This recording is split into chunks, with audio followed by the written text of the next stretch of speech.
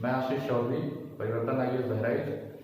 आज प्रतिशत चैप्टर का भाग 2 हम देखेंगे। इसके पहले क्लास में हमने प्रतिशत भाग 1 में ये चीज़ बताई थी कि कैसे हम किसी को प्रतिशत पार्ट में बदल सकते हैं या हम प्रतिशत वृद्धि या कमी कैसे निकाल सकते हैं। दो आंकड़े हों अगर तो उनमें से हम कैसे जान सकते हैं कि कौन किससे कितने प्रतिशत अधिक है या कौन किससे कितने प्रतिशत कम है। इसके लिए हमने बहुत सिंपल सा तरीका आपको बताया था कि दोनों आंकड़ों का अंतर देख लीजिए और जहां से प्रतिशत अधिकता देखनी है उससे डिवाइड कर लीजिए या जहां से प्रतिशत कमी देखनी है उससे डिवाइड करके इंटू 100 कर देंगे तो प्रतिशत कमी या प्रतिशत अधिकता आ जाएगी। आज उसी के अगला चरण है जिसमें हम बताएंगे कि कैसे प्रतिशत वृद्धि या कमी होने पर वो क्वांटिटी किस तरह से बदल जाती है।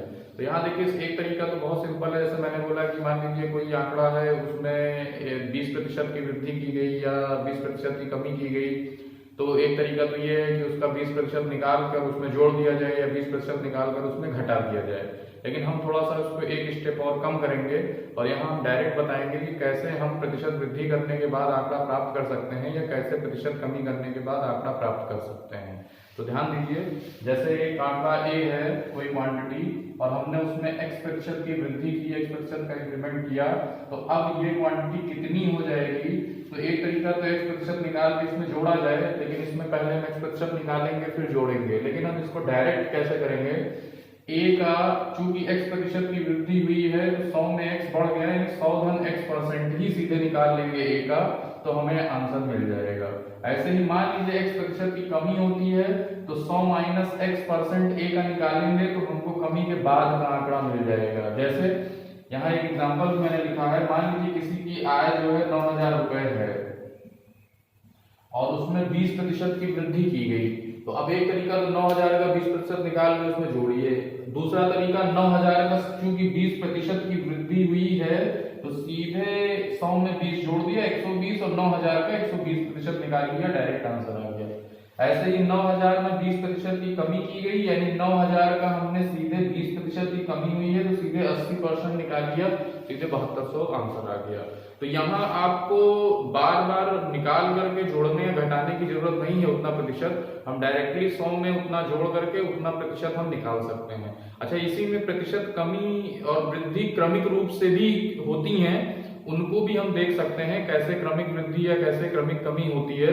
आइए देखते हैं उसको जो है कैसे क्रमिक वृद्धि।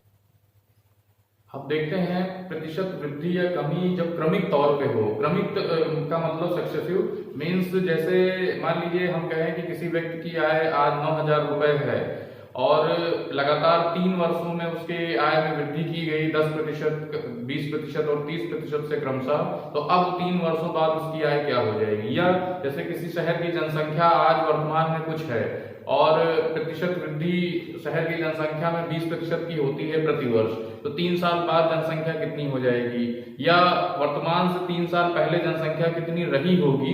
ये सारे क्वेश्चन इसी कॉन्सेप्ट से लगते हैं। तो आइए देखते हैं कैसे प्रतिशत वृद्धि या कमी क्रमिक रूप से हो तो कैसे देखा जाए। तो जैसे देखिए ए है कोई आंकड़ा और हमने कहा लगातार 3 क्रमिक वृद्धि हुई, 10%, 20% और 30%। क्रमिक वृद्धि का मतलब ये हुआ कि आप इसको इस तरह से भी देख सकते हो, जैसे क्रमिक वृद्धि को हम इस तरह से भी देख सकते हैं कि पहले ए था, इसमें जब हमने 10% की वृद्धि की तो ये कुछ बढ़ गया, फिर अब जो वृद्धि होगी वो इसका वृद्धि होगी 20%, तो ये आंकड़ा फिर कुछ और बढ़ जाएगा और फिर जब इसमें कुछ वृद्धि होगी 30% तो ये आंकड़ा फिर और बड़ा हो जाएगा। तो ये जो आंकड़ा होगा ये यही आंकड़ा है। कैसे, हमने क्या किया, ए में पहले 10% की वृद्धि हुई तो ए का 110% निकाला, फिर उसी में 20% की वृद्धि हुई तो हमने उसी का 120% निकाला, फिर उसी में 30% की जब वृद्धि हुई तो हमने जो है 130% निकाला और डायरेक्ट हमको आंसर मिल जाएगा तीनों वृद्धियों के बाद। ऐसे ही कमी का है कि मान लीजिए पहले हमने 10% की कमी की तो थोड़ा हुआ, फिर और कमी की 20% की तो इसमें 20% की कमी होगी तो और थोड़ा होगा, और इसमें फिर 30% की कमी कर दी हमने तो ये और थोड़ा हो गया। तो यहाँ हमने क्या किया, जब 10% की कमी हुई तो ए का 90% निकाला क्योंकि 10% कम होने के बाद 90% बचा। फिर अब यही आंकड़ा पूरा हो गया अब इसमें हमको बी में 20% की कमी करनी है, तो बी का 80% ये आंकड़ा होगा, तो इसीलिए इस पूरे का 80% हमने यहां निकाला। फिर अब ये आंकड़ा पूरा हो गया, इसमें 30% की जब कमी होगी तो इस आंकड़े में हमने 30% की कमी की है, तो इस आंकड़े का 70% बचेगा डी, और डी जो हमारा है वो यही आंकड़ा होगा, ए का 90%, उसका 80% और उसका 70%। तो यही कॉन्सेप्ट है प्रतिशत कमी और वृद्धि का। और इस कॉन्सेप्ट से हम अभी देखते हैं क्वेश्चन कैसे आते हैं, चुनाव के जितने क्वेश्चन आते हैं इलेक्शन से संबंधित, उनमें यही कॉन्सेप्ट लगता है। आय में वृद्धि या कमी से रिलेटेड क्वेश्चंस लगते हैं। प्रतिशत में मींस जनसंख्या में प्रतिशत वृद्धि या कमी के क्वेश्चंस इसी से लगते हैं। तो कुछ क्वेश्चंस के मैं एग्जांपल दे रहा हूं आपको, उसको एग्जांपल्स के माध्यम से आप समझ सकते हैं, तो उसको देखते। अब देखते हैं कि किस प्रकार से क्रमिक जनसंख्या के क्वेश्चन हम लगाते हैं। जैसे देखिए, मान लीजिए हमने कहा कि एक शहर की जनसंख्या कुछ है, कुछ भी दे सकता है पर कोई भी आंकड़ा जो है, और वर्तमान में मान लीजिए ए जनसंख्या है। अब कहता है प्रतिशत वृद्धि जो हो रही है प्रतिवर्ष वो 20% की है। यहाँ हमने 8% इसलिए लिख दिया है क्योंकि वो सूत्र हम अभी बाद में देखेंगे किस तरह से सूत्र निकाला जाता है कॉन्सेप्ट से। तो यहाँ 3 वर्ष बाद की जनसंख्या, तो प्रतिवर्ष अगर 20-20% बढ़ेगा तो ए का 120%, 120%, 120% 3 वर्ष के लिए हमने लिया। अगर हम इसको देखें तो ये 120/100 का होल क्यूब है, और इसको अगर हम थोड़ा सा और तोड़ें तो ये 100 धन या 1 + 20/100 भी इसको हम लिख सकते हैं।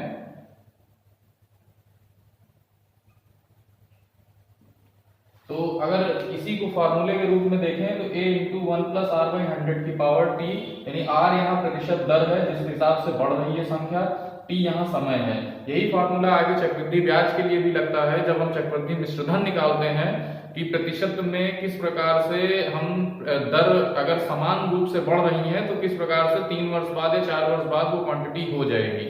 लेकिन यहाँ देखिए क्वेश्चंस ज्यादातर एग्जाम में जो आते हैं वो पहले के पूछे जाते हैं कि अभी वर्तमान का दिया है, 3 वर्ष पहले कितनी जनसंख्या होगी। यहाँ बहुत से छात्र गलती कर देते हैं, वो क्या करते हैं, उनको लगता है कि 20% की दर से बढ़ रही है तो बैक जाने पर हम 20% कम कर दें, और वो इसमें 80% और 80% जो है निकालते हैं, जो कि गलत हो जाता है। लेकिन हमको जब बैक जाना है तो ऐसा नहीं करना है, हमको निकालना, जब चूंकि 20% की दर से वृद्धि हुई है तो अगर बैक जा रहे हैं तो यही जो हमने 120/100 किया था इसी को हम 100/120 कर देंगे। आप इसको इस तरह से समझिए कि मान लीजिए कोई आंकड़ा ए है और हमको ये चीज 20% की वृद्धि के बाद अगर हमको ये चीज मिली है, और ये आंकड़ा अगर बी है तो ये जो ए होगा वो बी का 120% होगा। तो अगर हम जो है b को निकालेंगे तो ये 100/120 हो जाएगा, ये b जो है। तो इसी कॉन्सेप्ट को हमने अपनाया यहाँ पर कि 100/120, 100/120, 100/120 किया। तो कभी कभी क्या होता है, वर्तमान की चीजें दी होती हैं और हमको पहले की चीजें निकाली जाती हैं। यही कॉन्सेप्ट लाभ और हानि में भी आता है। जैसे हमने कहा कि एक वस्तु का दाम दिया हुआ है और उसमें 20% या 30% के लाभ के बाद कोई चीज बेची गई है, और वो जिसको हम विक्रय मूल्य बोलते हैं, वो जब लाभ हानि का चैप्टर आएगा तो उसमें भी मैं बताऊंगा, लेकिन यहाँ इसी कॉन्सेप्ट से उसको हल किया जाता है। तो ये दोनों कॉन्सेप्ट इसमें यूज होता है, प्रतिशत वृद्धि का और कमी का। कभी कभी कोई मशीन का मूल्य है जो कि कम हो सकता है उसमें 20% की दर से कमी हो रही हो, तो 80/100, 80/100, 80/100 करके भी हम उसको बहुत आसानी से निकाल सकते हैं। तो अब आइए देखते हैं कि हम बैक मान लीजिए जाना हो, हमको आगे का आंकड़ा दिया हो तो उसको और आसानी से कैसे समझते हैं, उसका एक एग्जांपल देखिए। जैसे लाभ हानि का ही एक क्वेश्चन ले लेते हैं। मान लीजिए हमने कहा कि कोई चीज 20% के लाभ पर बेची गई, तो 20% लाभ का मतलब इस वस्तु में 20% की वृद्धि करके बेचा गया, और मान लीजिए 7200 रुपए में बेचा गया इसको। ये 7200 आंकड़ा जो है तो किसी चीज में 20% की वृद्धि करने के बाद आया। अब पूछेगा पहले का आंकड़ा क्या था, या वस्तु कितने में खरीदी गई थी।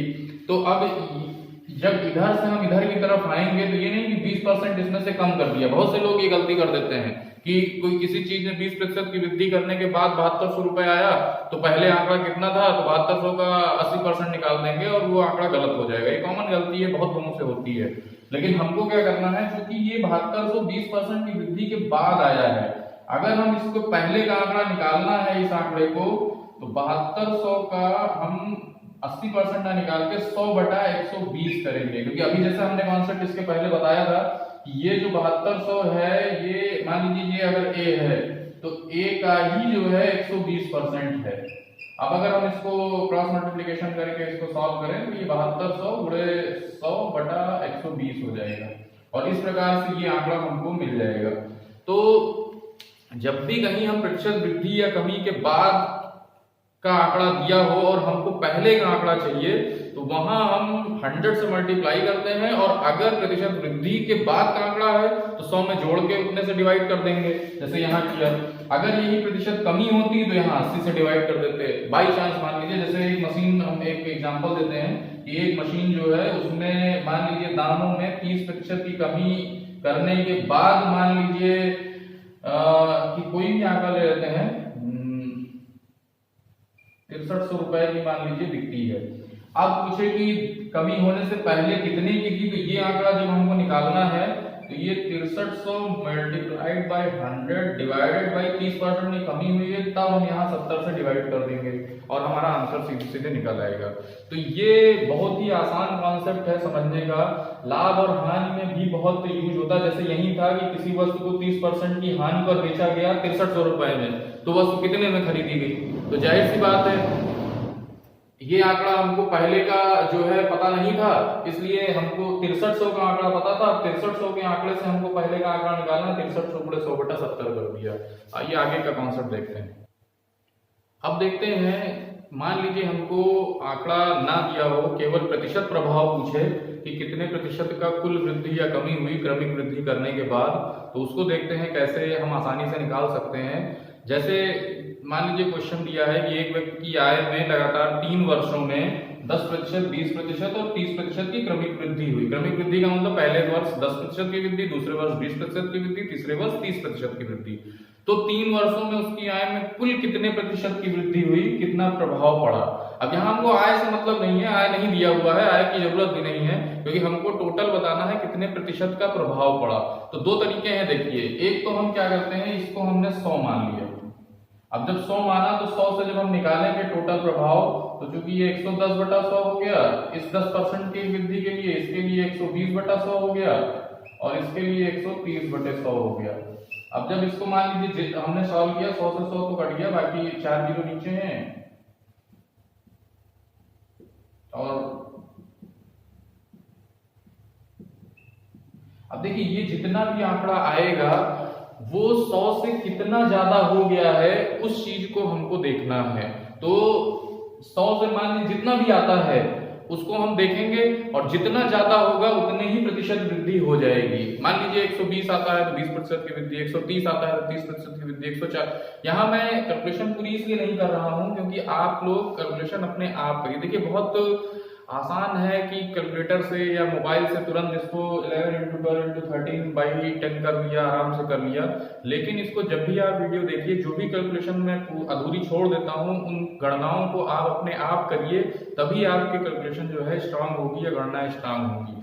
बिना आप खुद जब तक नहीं करेंगे, चाहे जितनी शॉर्ट ट्रिक सीख लीजिए, गुणे का, भाग का, जो भी है, वो शॉर्ट ट्रिक्स कभी काम आती है जब उनकी खूब प्रैक्टिसिंग हुई हो घर पे। जब आप दिन भर कम से कम 50-100 गणनाएं उनसे रिलेटेड, ट्रिक्स से रिलेटेड कर लेंगे, तभी आप उन ट्रिक्स को यूज जो है एग्जाम में कर पाएंगे। वरना देखिए सीखना बहुत आसान है, आप कहीं से भी वीडियो कोई भी ट्रिक्स के देख करके सीख सकते हैं, लेकिन वो जो आपने सीखा है उसको सही जगह पर यूज करना, या जिस टाइम आपको जरूरत है उस टाइम उसका यूज करना तभी पॉसिबल है जब तक आप उसकी खूब अच्छे ढंग से प्रैक्टिसिंग ना कर लें। तो यहाँ जितना भी आंसर आएगा 100 से जितना भी ज्यादा होगा वही हमारा आंसर हो जाएगा। मान लीजिए ये कुछ आता है, ये बी आता है, तो ये हमेशा 100 से ज्यादा ही आएगा। तो हमको अगर प्रतिशत वृद्धि निकालनी है तो हम बी में से 100 को माइनस कर देंगे, जितना आएगा वही हमारा आंसर हो जाएगा। अब सेम यही चीज है, अगर यही कमी की गई होती तो यहाँ हम 90/100 करते, यहाँ 80/100 करते, यहाँ 70/100 करते, फिर जितना आता वो 100 से कम आता। अब वो आंसर नहीं होगा। बहुत से लोग गलती कर देते हैं कि उसको ही आंसर मान लेते हैं, लेकिन वहां फिर क्या करेंगे, 100 में से वो आंकड़ा घटाएंगे एक बार, तब हमको प्रतिशत कमी का आंकड़ा मिलेगा। जैसे एक एग्जांपल मैं देता हूं और उसको देखिए। अब देखिए कुल प्रतिशत कमी कितनी हुई उसको भी एक बार देखते हैं। जैसे हमने माना कि कोई आय थी, उसके 2 वर्षों में लगातार 10% या 20% की क्रमिक कमी हुई है, तो कुल कितने प्रतिशत की कमी होगी। तो यहाँ हमने 100 मान लिया पहले, और अपने पहले वाले कॉन्सेप्ट से 10% की कमी हुई तो 90/100, 20% की कमी हुई तो 80/100 कर लिया। अब ये इसको हमने सॉल्व किया, 72 आया। अब ये 72 आंसर नहीं है, क्योंकि ये तो 100 से 72 हो गया इन क्रमिक कमियों के बाद, लेकिन कुल कमी कितनी हुई, 100 से 72 हो गया, यानी 100 - 72 28%।